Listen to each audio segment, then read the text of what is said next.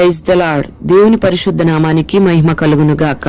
అనుదిన దైవ కృప కార్యక్రమాన్ని వీక్షిస్తున్న దేవుని బిడ్డలు ఆత్మీయులైన మీ అందరికీ పేరు పేరున ప్రత్యేకమైన వందనాలు తెలియపరుస్తున్నాం. నా దేవుడు నిశ్చయముగా మిమ్మల్ని ఆశీర్వదించును గాక. కీర్తనల గ్రంథం 119వ అధ్యాయం 70వ వాక్యంలో, నా విన్నపము నీ సన్నిధికి చేరనిమ్ము, నీవిచ్చిన మాట చొప్పున నన్ను విడిపింపుము అని ఇక్కడ రాయబడి ఉండడం మనం గమనిస్తున్నాం. ఇక్కడ ఒక న్యాయసమ్మతమైన ప్రార్థన, ఒక నిష్కపటమైన ప్రార్థన చేయడం మనం గమనిస్తూ ఉన్నాం. ప్రియ దేవుని బిడ్డలారా, మరి దావీదుకు కలిగిన అపజయాలను బట్టి, శత్రువులు చేసిన అన్యాయమైన నిందలను బట్టి దావీదు దేవునికి విన్నపం చేసుకుంటూ ఉన్నాడు.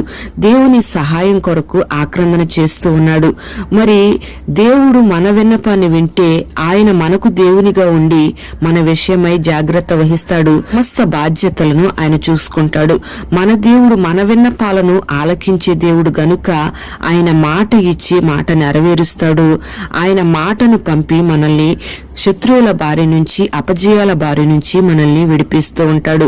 మరి మనం ఆశ్రయించిన మన వారు అనేక సార్లు మనకు మాట ఇచ్చి మాట నెరవేర్చకుండా ఉన్నారు. ప్రియ దేవుని బిడ్డ, మరి ఇప్పటి వరకు మనుషుల దగ్గర నీ విన్నపాలు తెలియపరిచి సమాధానం రాక ఎంతగానో ఎన్నోసార్లు నువ్వు బాధపడిన సందర్భాలున్నాయి. నీ జీవితంలో ఆదరణ లేని సందర్భంలో నీకు సహాయం చేస్తారేమోనని, నిన్ను ఆదరిస్తారేమోనని అనేక మంది మనుషులకు నీ విన్నపాలు తెలియచేసిన వాళ్ళు ఇష్టపడని వాళ్ళు అనేక మంది ఉన్నారు. మనుషులకు నీ విన్నపం తెలియచేసేదానికన్నా కూడా దేవుని సన్నిధిలో చేరేటట్లుగా నీ విన్నపం నువ్వు తెలియపరిచినట్లయితే నీ విన్నపానికి సమాధానాన్ని దేవుడు అనుగ్రహిస్తాడు. మరి ఆయన మాట చొప్పున నిన్ను విడిపిస్తాడు, నిన్ను నడిపిస్తాడు. మరి నువ్వు చేసుకునే నీ విన్నపం, అది ఉద్యోగం కోసమైనా, వ్యాపారంలో అభివృద్ధి కోసమైనా, వివాహ నిమిత్తమైనా, నీకు గర్భఫలం కొరకైనా, చదువుల రంగంలో విజయం కొరకైనా, కట్టుకుంటున్న గృహం కొరకైనా, వ్యవసాయ రంగంలో దీవెన కొరకైనా, అది ఏ విషయమైనా సరే నీ విన్నపం నువ్వు దేవునికి తెలియపరిచినట్లయితే నిశ్చయంగా నా దేవుడు నిన్ను ఈ దినాన్ని విడిపించబోతున్నాడు. నీకు అభివృద్ధిని, ఆశీర్వాదాన్ని కలుగు చేయబోతున్నాడు. ఆయన నీకు మాట ఇస్తే దానిని ఖచ్చితంగా నెరవేర్చే దేవుడై ఉన్నాడు గనుక నీకు కలిగిన భయములన్నిటిలోంచి, ఆపదలన్నిటిలోంచి నిన్ను విడిపించబోతూ ఉన్నాడు. మరి దావీదు యొక్క విన్నపం దేవుని సన్నిధికి చేరితే కలిగే దీవెనలు, కలిగే సమాధానం దావీదు ఎరిగి ఉన్నాడు గనుక తన ఆపద కాలంలో తన విన్నపాన్ని దేవుని సన్నిధికి చేరేటట్లుగా దేవుని సన్నిధిలో విన్నపాలు చేసుకుంటూ వచ్చాడు.